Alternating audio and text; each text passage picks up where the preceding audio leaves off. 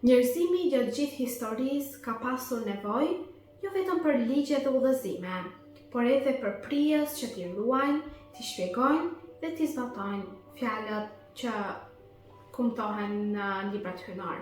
Allahu i madhëruar në urtësinë e tij nuk i la popujt pa udhëheqës hyjnor.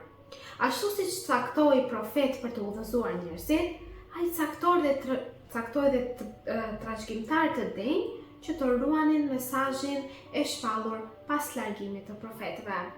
Kjo traditë hyjnore arriti kulmin e saj në Islam, fenë e fundit dhe të përsosur. Ngjarja e Ghadir Humit është një prej ngjarjeve më madhështore në historinë islame.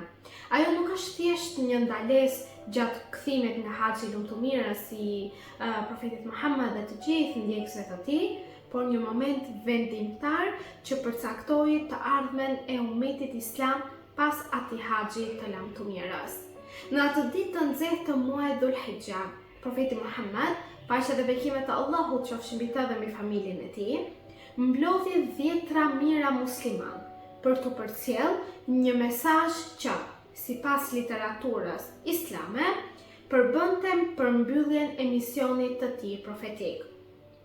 Për besimtarët që ndjekin shkollën e hibetit, rrugën e tyre dhe të gjithë fjalët dhe miratimet e tyre, festa e Ghadir Humit nuk është vetëm një kujtim historik.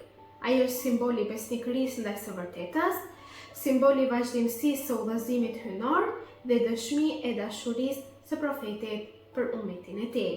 Në këtë ditë u shpall publikisht pozita e Imam Aliut, njeriut që ishte rritur në shtëpinë e profetit, luftëtarit më të madh të Islamit dhe derës së dijes profetike.